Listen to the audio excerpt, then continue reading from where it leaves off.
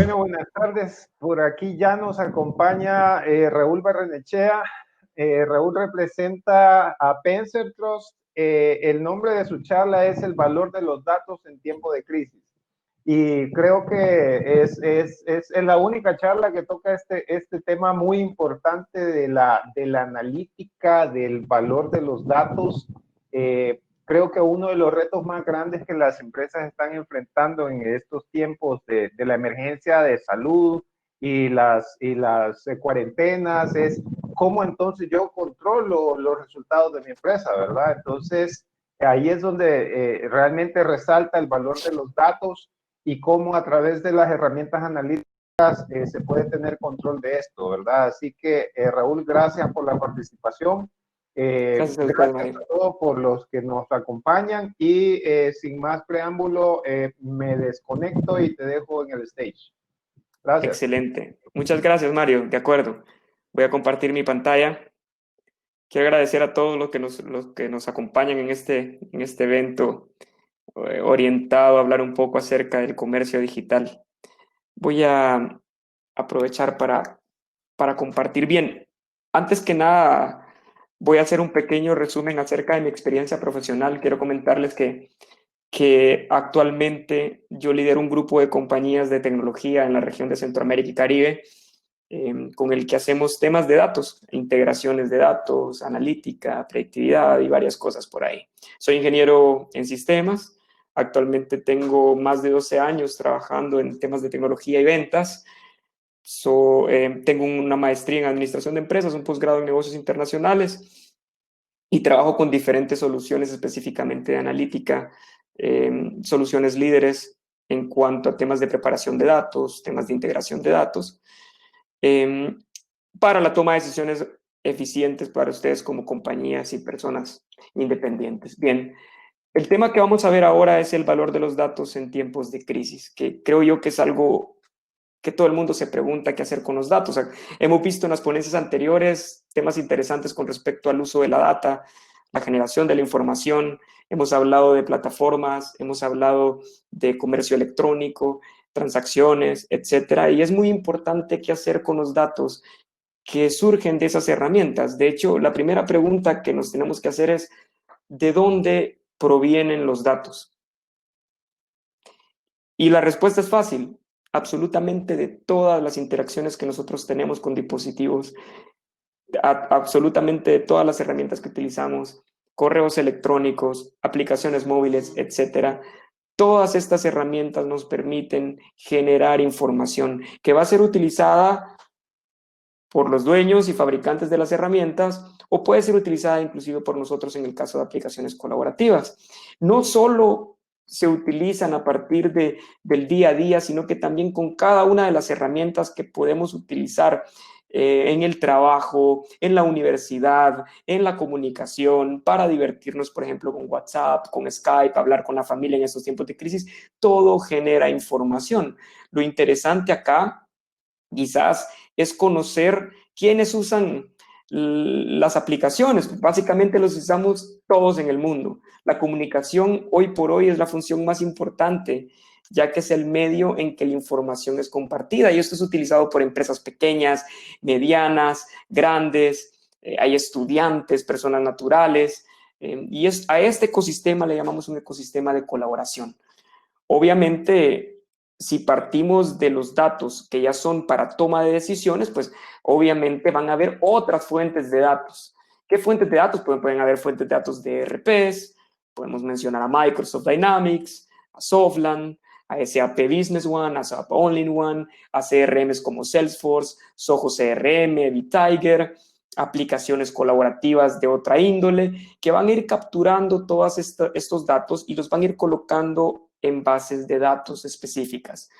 Las bases de datos, hay bases de datos gratuitas, hay otras bases de datos que son pagadas, pero hablando desde el punto de vista de empresa, la mayoría de compañías cuentan ya con una base de datos histórica desde el inicio de sus operaciones, idealmente, que puede llegar a ser sistematizado desde una plantilla de Excel donde yo llevo datos para poder ser analizados, hasta Microsoft SQL, Oracle o cualquier otra fuente de datos integral que me permite almacenar de forma histórica las transacciones de mi compañía. Lo importante de todo esto es que formamos parte de un sistema de inteligencia. Permítanme un momento que esa lámina se me acaba de pasar de forma automática.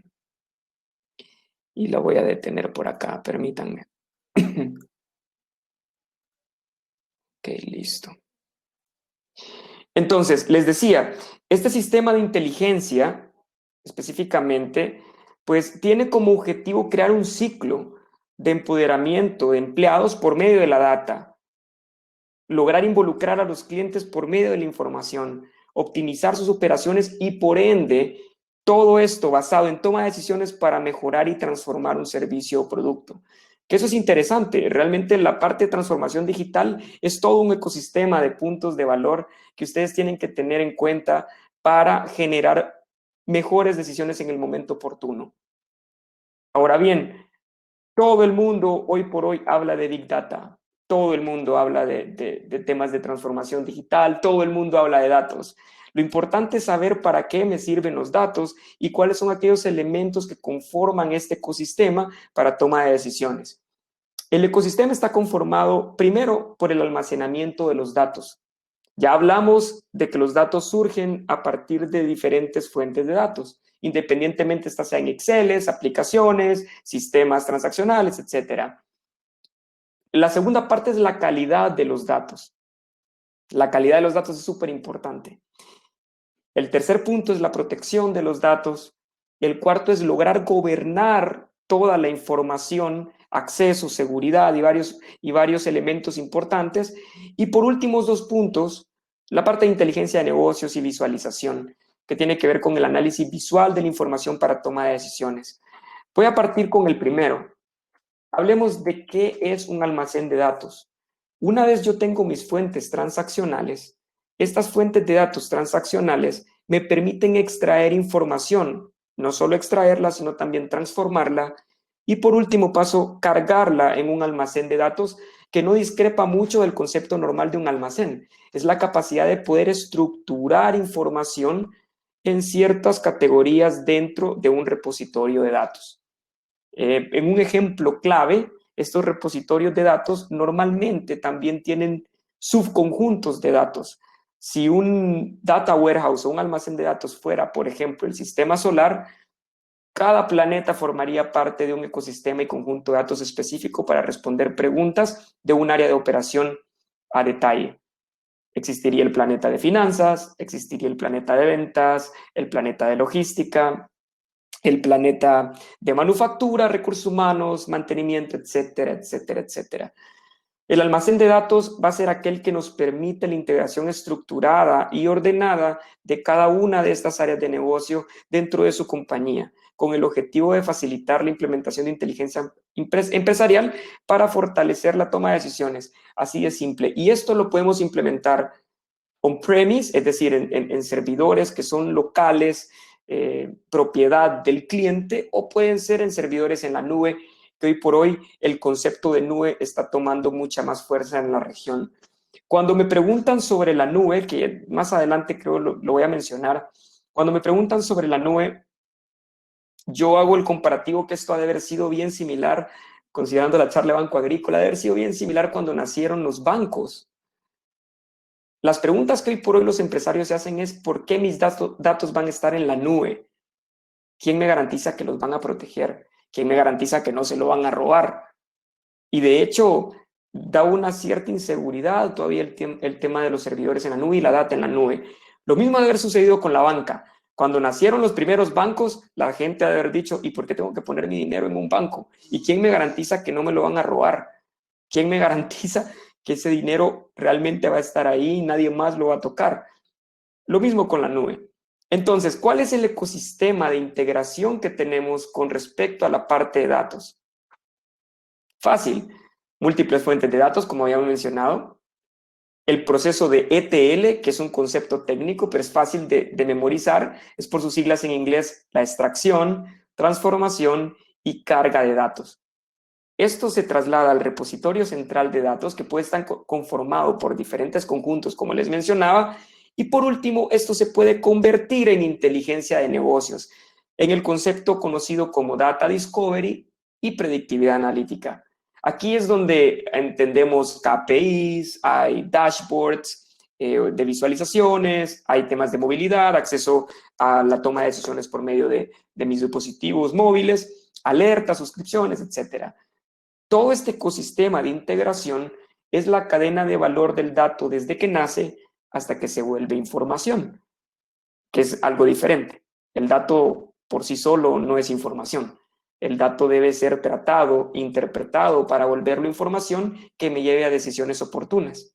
Estos datos, por supuesto, deben tener calidad. Si el dato no tiene calidad, las decisiones que yo tome van a ser completamente erróneas, y más aún en este momento, en tiempos de crisis, que la toma de decisiones es clave. La toma de decisiones, hoy por hoy, a partir de la data, tiene que ser lo más certera posible. No nos podemos dar el lujo de equivocarnos por el tipo de situación que estamos viviendo y de la emergencia que estamos viviendo a nivel mundial, y que obviamente ha afectado a diferentes compañías y países. Entonces, han escuchado, me imagino yo que han escuchado el tema de que si yo meto basura a un sistema, pues basura voy a obtener. Lo mismo sucede con la data. Si yo la data que ingreso es data basura, es decir, que no me sirve, pues obviamente lo que voy a obtener pues va a ser basura para mis decisiones. En ese sentido, la calidad de datos va a ser la cualidad de un conjunto de información recogida en una base de datos, un sistema de información o un data warehouse que reúne entre sus atributos varias cosas. 1, la exactitud. 2, la completitud. 3, la integridad. La actualización, la coherencia, relevancia y confiabilidad. Digamos, son diferentes tipos de atributos que podemos englobar en la parte de calidad de datos, pero resumiéndolo bajo los estándares de calidad en Big Data, es mucho más fácil. La información debe estar siempre disponible para toma de decisiones. Eso es clave. El valor de los datos en tiempos de crisis significa que yo tengo que tener mi información y los datos disponibles para poder entender qué decisión tomar en el momento que lo requiero. Eso significa tener accesibilidad, oportunidad de acceso a la información. La información debe tener usabilidad, debe ser usable. Si no es usable, perdemos credibilidad, y cuando los datos provienen de organizaciones especializadas de un país que voy a utilizar para comparar con mi industria, ver tendencias, definitivamente la credibilidad es punto clave para poder echar a andar una estrategia de crecimiento a partir de la información o la data. También la confiabilidad debe ser exacta, debe tener consistencia, debe ser íntegra, debe tener completud, diferentes tipos de acciones que me van a permitir también tener pertinencia. Y, por último, la convivencia de esta información con mis datos. Toda esta serie de elementos se centran en un solo resultado, y es la calidad de la presentación con la que yo mire la información.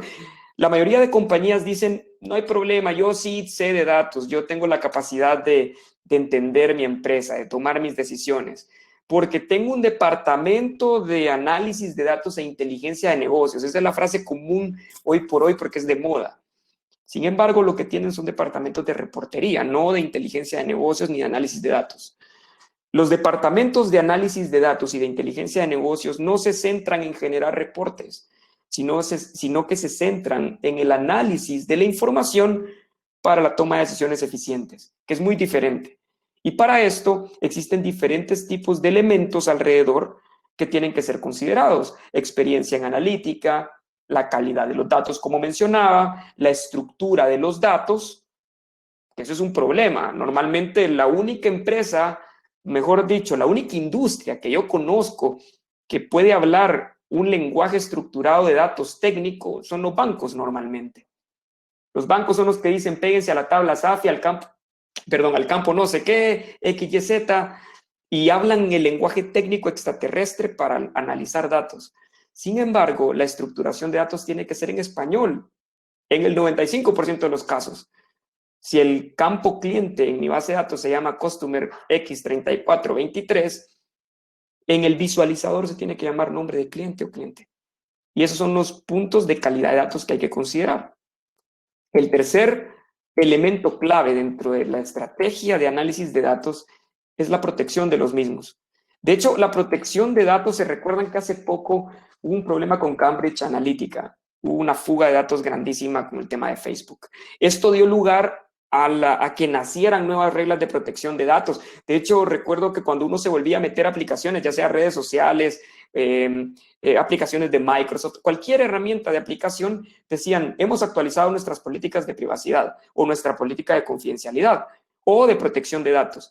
Eso nacía porque en Europa se dio la necesidad de crear nuevas reglas de protección de datos. Entonces, la implementación de políticas corporativas de protección de datos hoy por hoy ya no es una necesidad, sino que es una obligación. Porque con esto yo rompo la cadena o la capacidad de que alguien se robe mis datos. Esto puede ser respaldado por uso de herramientas de software, de control y auditoría, o tan simple como crear políticas de protección de información.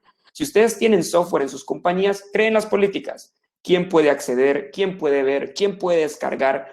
¿Quién puede sacar información por la USB? ¿Quién no? Etcétera. O el correo electrónico, que bien es cierto, en industrias como la banca, muchas veces está restringido a salidas al exterior. Únicamente puede ser utilizado en el ecosistema interno de la red, en este caso de un banco o de empresas que tienen que proteger información sensible de un cliente. Si esto no se hace, en lo que vamos a caer es en un tema de robo de información. Básicamente es eso. O sea, caemos en el tema de robo de información. Y este robo de información es más común de lo que ustedes creen.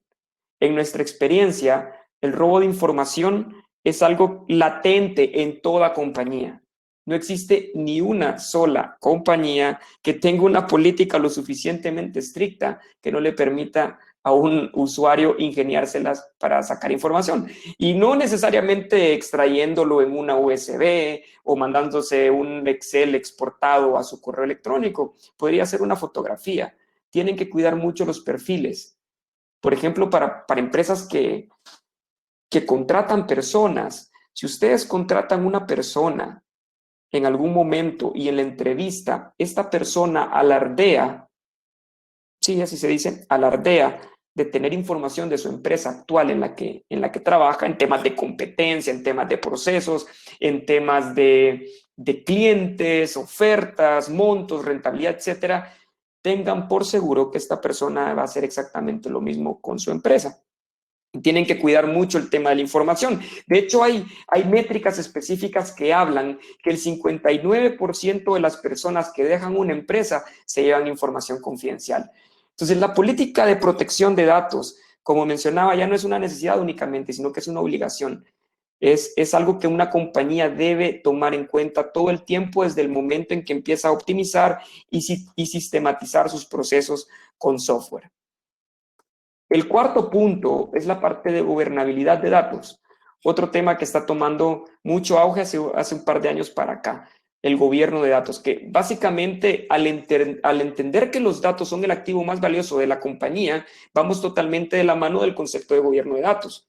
De hecho, un programa de gobierno de datos siempre debe considerar el factor de calidad de la información para poder brindar el valor y los resultados esperados en la solución. Por ejemplo, el gobierno de datos ayudará a la definición de políticas de almacenaje de información, controles para la consistencia y calidad de los datos, va a permitir dar acceso a los usuarios, manejar perfiles de seguridad, grupos de poder de la información de forma adecuada. Esto, por ejemplo, cuando ustedes tienen un dashboard y tienen 3 gerentes viendo diferentes zonas del país, no es necesario hacer 3 dashboards. Se hace un solo dashboard y el gobierno de datos lo que permite es poder garantizar que Raúl Barrenechea, que ve el área de occidente del país, solo vea la información que le corresponde y no tenga que acceder a la información de sus compañeros. Este tipo de políticas de acceso forman parte del concepto de gobierno de datos. Y de hecho, con un correcto programa de gobierno de datos, se va a obtener la confiabilidad necesaria en la información para obtener los resultados esperados en el ciclo de inteligencia de negocios y analítica. Las políticas y procedimientos definidos por gobiernos de datos habilitan a las empresas a poder implementar programas del manejo de la información de forma eficiente. ¿Qué incluye un gobierno de datos? Normalmente, claro, va a incluir diferentes tipos de objetivos empresariales y elementos. Incluye la calidad de datos, la preparación de los datos, la gestión de los datos, políticas de protección, la gestión del proceso de negocio, que eso es importante, y la gestión de riesgo. ¿Qué pasa si la información está en riesgo? ¿Cómo voy a actuar? ¿Qué va a suceder? Y aquí entran políticas también de protección, no únicamente a nivel de software, sino que protección a nivel de infraestructura. Nosotros hemos tenido la oportunidad de hacer auditorías técnicas a empresas y auditorías de seguridad, y en algún momento las empresas ven como un gasto la tecnología. Cuando uno les dice, mira, tenés que invertir en un sistema, o perdón, una política de disaster recovery, para recuperar la información en un escenario de riesgo. Y las empresas en su mayoría, más que todo en nuestro país, que las empresas todavía son un poco ajenas a la inversión tecnológica del todo, mencionan y dicen, no, es que es muy caro, es que invertir en un disaster recovery sería muy complicado para nosotros, para eso mejor compro un disco externo y ahí guardo la información. Señores, es mucho más caro que la información se pierda. Ya tuvimos casos de clientes donde cuando fue un temporal que fue hace poco, saben que se inundó el cuarto de servidores y no tenían respaldo. La compañía pasó 3 semanas sin poder operar, averiguando qué sucedía con su cliente, averiguando qué órdenes estaban en proceso, qué clientes había que cobrar. ¿Se imaginan la pérdida de dinero por no invertir X cantidad de plata en un tema de recuperación de datos? Y también el tratamiento de la información. Mucha gente piensa que el tratamiento de la información se hace de forma correcta en las compañías y sinceramente no. De hecho, puede llegar a suceder que el tratamiento de información, ustedes van a tener que desconfiar de todo el mundo todo el tiempo y crear políticas específicas para que este tratamiento sea adecuado a las reglas de negocio de la empresa a la que ustedes pertenecen. Y por último, el tema de inteligencia de negocios y análisis visual. El análisis visual se va a centrar en un concepto que se llama principio de percepción visual, que normalmente no se aplica en el día a día. Si ustedes me dejan preguntarles, la mayoría de compañías trabajan con excelencia. Cuando digo con excelencia me refiero al Excel. La mayoría de compañías hacen reportes en Excel, hacen visualizaciones en dashboards en Excel. Y todo funciona bien hasta que el Excel tiene grandes cantidades de datos, pues si se traba la máquina y se apaga, etcétera. Entonces, digamos que eso se da porque nuestro cerebro no funciona en la forma en la que ustedes están tratando de analizar la información, que normalmente es por reportes. Una gran sábana de datos donde yo tengo que empezar a analizar dónde subió la información, dónde bajó y cuál es la tendencia. El principio de percepción visual es un principio que se encarga de trabajar la data y poder visualizarla en torno a cómo nuestro cerebro funciona, que primero es el color, segundo es el tamaño y tercero es el texto. No es lo mismo que yo mire texto solamente a que yo pueda ver colores específicos en una visualización o que pueda ver tamaños. Como por ejemplo, yo puedo notar en esta imagen que la imagen roja es la más grande de todo el cerebro. ¿Pero por qué lo noto? Por el color y por el tamaño. O sea, es algo bien importante el tema de principio de percepción visual para que ustedes puedan conectarse a su información para tomar decisiones. Esta película me encantaba, por eso puse la fotografía. Entonces, ustedes se conectan a los sistemas, extraen esa información y se encargan de conversar con la data. Se hacen preguntas, la responden, se vuelven a preguntar, lo responden y así el ciclo hasta que logren tomar la mejor decisión para su empresa. Existen 2 tipos de análisis de datos, el análisis de datos tradicional y el análisis de datos moderno. El tradicional lo voy a comparar con una analogía, es como cuando nosotros nos tomábamos fotografías con nuestros papás y teníamos que ir al estudio fotográfico a dejar el rollo y esperábamos 3 días y después de 3 días nos dábamos cuenta que salía con la cara torcida aún y había que tomar otra vez la foto. En el caso de la analítica tradicional, así funciona. La analítica tradicional funciona como un embudo donde los clientes internos de una compañía tienen que estar solicitando requerimientos de análisis de información a un equipo especializado técnico muchas veces. Y este equipo, pues, no entrega la información en el momento. Entonces, ¿qué hacen las empresas? ¿Qué hacen los clientes internos en las empresas? Generar diferentes tipos de versiones. Eso es lo que hacen. Y resulta que el gerente comercial tiene otra información que no es la misma que la del gerente financiero. Eso es clave. Entonces, la parte de conectividad y tiene que basarse en el análisis moderno. El análisis moderno es el autoservicio. Es la capacidad de un usuario que no es técnico de poder utilizar un celular y no tener que ir a un estudio fotográfico, sino que tomar la fotografía. Si no sale bien, la vuelva a tomar. Entonces, esa parte de autoservicio tiene que estar presente como una tendencia inherente en sus compañías y dejar la parte tradicional a un lado. Por eso la mayoría de compañías big vendors, Oracle, SAP, Tableau, Microsoft, están generando una tendencia hacia el autoservicio en las herramientas, que eso es importante. O sea, inclusive IBM, que son big vendors que trabajaban, SAP, Oracle, trabajaban completamente en un ecosistema de análisis tradicional, se están migrando a la parte de análisis moderno. También migren a sus empresas. ¿Cómo puedo hacerlo? Pues obviamente hay herramientas específicas para poder hacerlo. Existen herramientas de acuerdo al cuadrante de Gartner para poder entenderlo. Hay herramientas de Qlik, herramientas de Tableau, Microsoft, herramientas de Oracle, de IBM, de Salesforce, Alteryx. Hay una serie de soluciones que ustedes podrían evaluar. Si alguien está interesado en algún momento de forma agnóstica cómo evaluar una solución independientemente de la marca que sea, pueden escribirme o yo les paso el contacto posteriormente y les mando una guía específica de cuáles son los puntos claves que yo tengo que evaluar para considerar el valor de mis datos en tiempos de crisis y cómo poder responder 3 preguntas. La primera, ¿qué medir? Es la primera pregunta que va a surgir. ¿Qué voy a medir? Cuando yo tengo data, ¿qué mido? De hecho, los KPIs que son relevantes van a depender del tipo de industria en el que ustedes se desarrollen. Yo acá puse un ejemplo de una agencia de vehículos. Obviamente, la agencia de vehículos se va a centrar en KPIs como órdenes de reparación abiertas, las ventas de repuestos, el cono de ventas, el estado del stock de inventario. O sea, ¿qué voy a medir? Esa es la primera pregunta que me tengo que responder. Para empezar a trabajar con los datos, plantamos una serie de indicadores clave de performance que deben ser muy relevantes para saber el estado de cada área en la que yo deseo tomar decisión.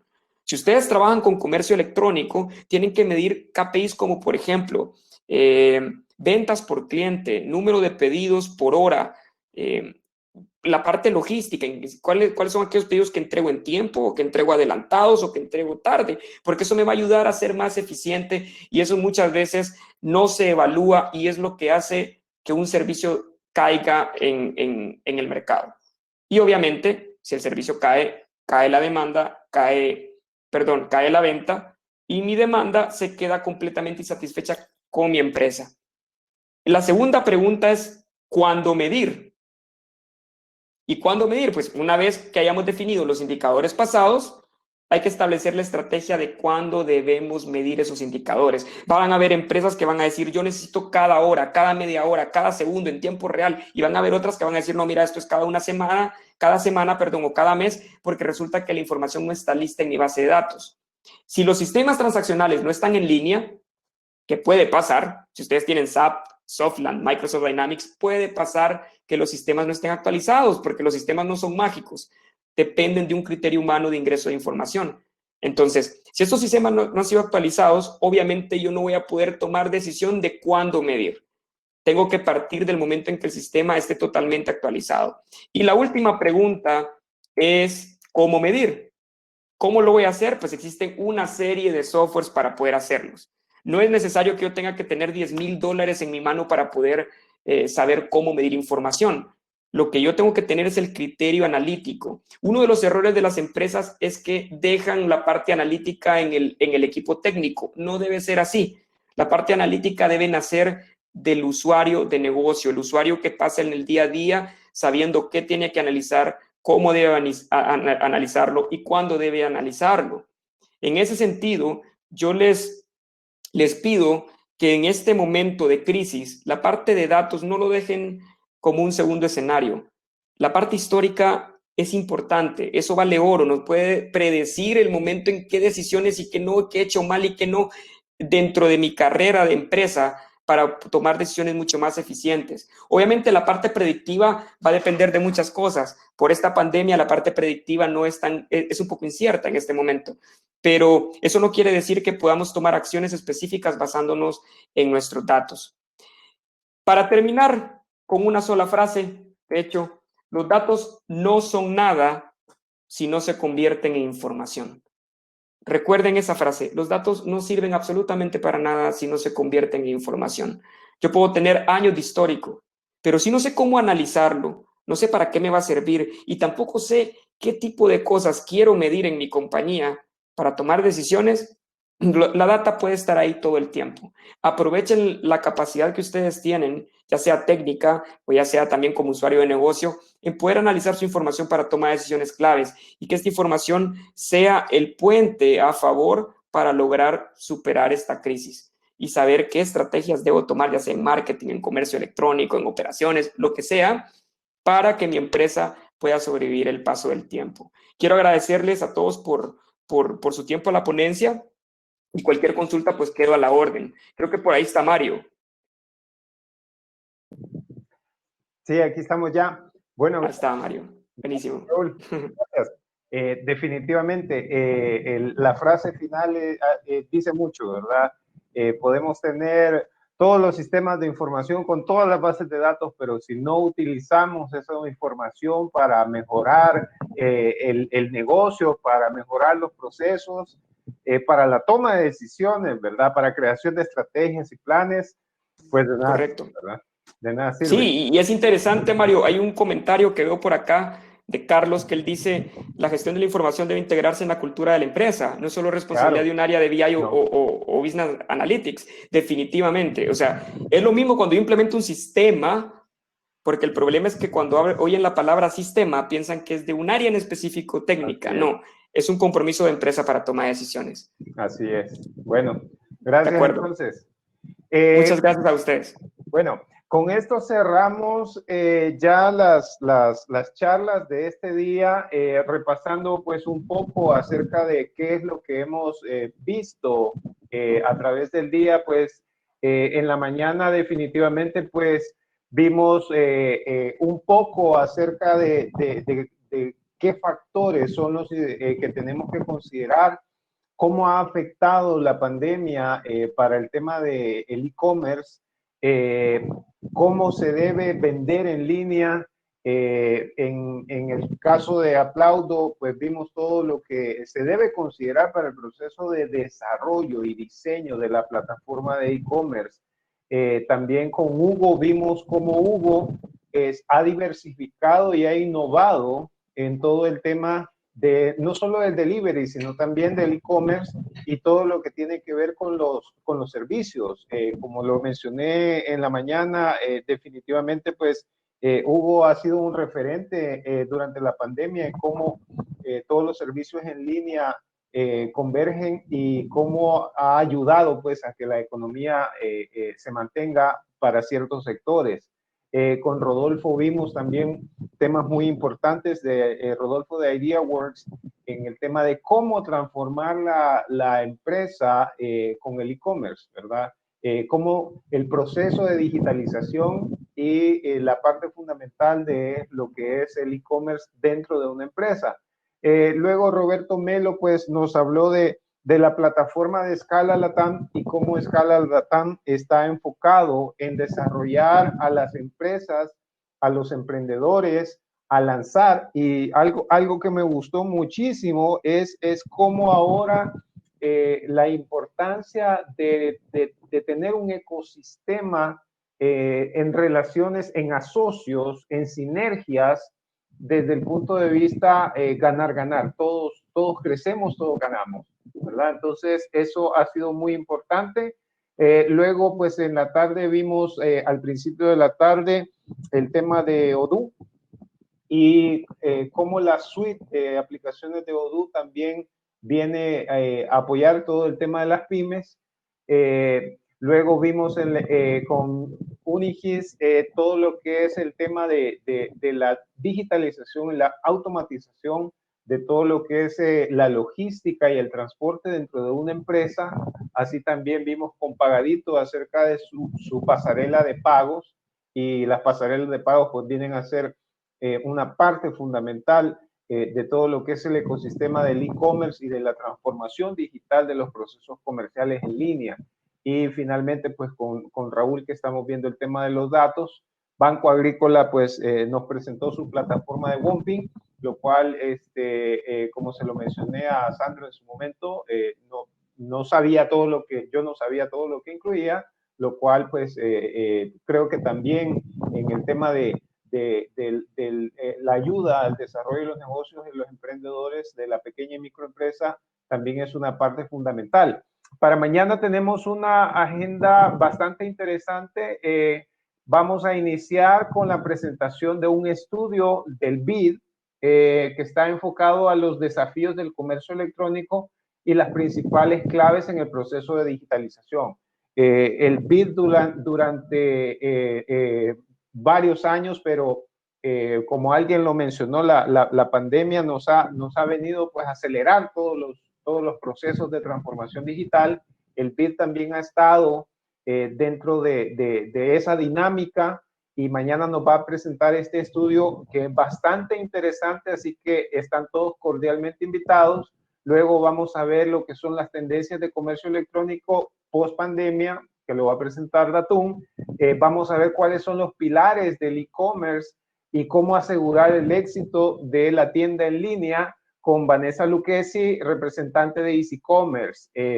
Vamos a ver también por parte de Web Informática cómo vamos a vender todo en Internet, ¿verdad? La charla se llama Desde Serenatas hasta Vehículos, 5 lecciones aprendidas al vender por Internet. Vamos a tener una participación también de la Universidad Francisco Gavidia por parte de Oscar Picardo en cómo la universidad y específicamente la unidad que dirige Oscar está aportando al tema de la estadística de los datos que están relacionados a la pandemia. Vamos a finalizar la jornada de la mañana con el tema de comercio electrónico, la puerta de entrada a nuevos negocios, que es por parte de minegocio.shop. Luego en la tarde vamos a tener una charla bastante interesante y son el único bufete de abogados que está participando y tienen mucho que aportar.